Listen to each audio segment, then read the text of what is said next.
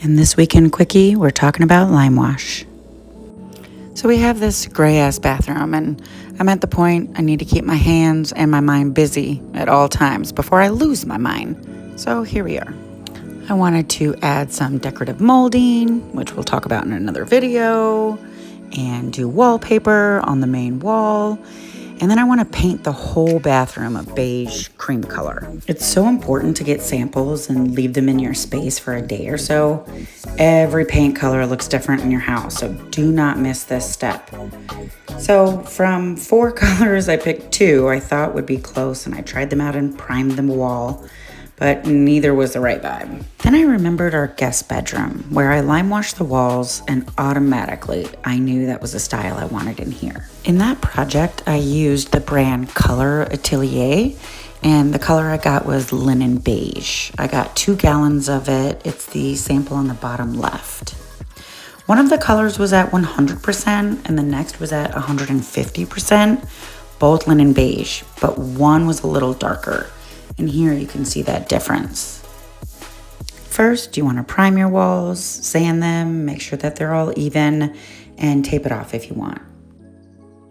Get your materials together, the Limewash specific paint, a small container, water, a stir stick, and a deck brush. The key with Limewash is to remember to stir it well and often. The paint pigments settle on the bottom and they accumulate on the sides, so don't forget to scrape those as well. For the bathroom, I wanted it to be light on lighter. So for my 2 colors, I used equal parts water and Limewash paint, and I mixed them together until I got the consistency I was looking for. I will say, I've seen videos during a cheat Limewash where you have a tray and you put 2 different colors in the tray and you dip half your brush in each. I'm sure that works fine if you're just trying to get 2 colors on the wall, but actual Limewash just can't be beat. It's soft and it's almost chalky when it dries. It's just completely different vibe from any wall paint. This is your more transparent 3rd coat, and you can see it's pretty watery. When I paint, I like to add a piece of painter's tape across the side, middle of the can. Limewash can be pretty watery, so the tape is helpful in pressing some of that excess off. It will help keep your can clean and help prevent drips. But if you do get drips, that's okay. You just go over it right away.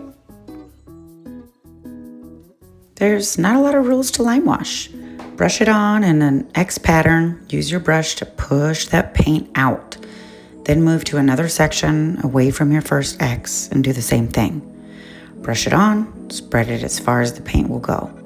This is your first coat though, so basically just get the paint on there. It will be super transparent. I even go up and down in lines on the first coat because you won't see these lines later. Go ahead and get into that next wall a little too. This time lapse is my favorite because you can see top to bottom the Limewash drying and what a difference a dry Limewash makes. Now we're on to our second coat. I'm still using the 100% right out of the can paint, not diluted.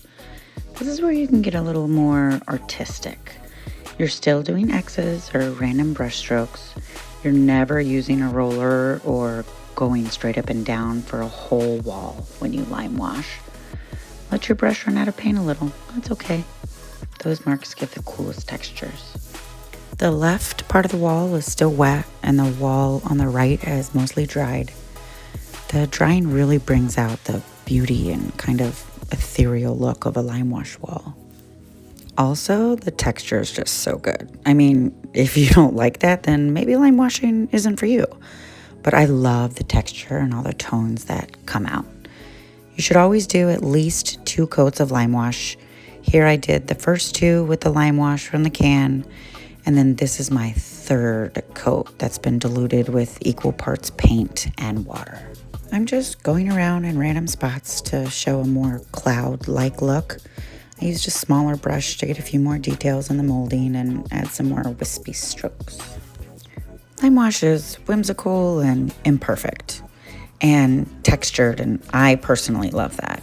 I think it gives the room a lot of dimension. So hopefully you'll try this out. Let me know how it goes.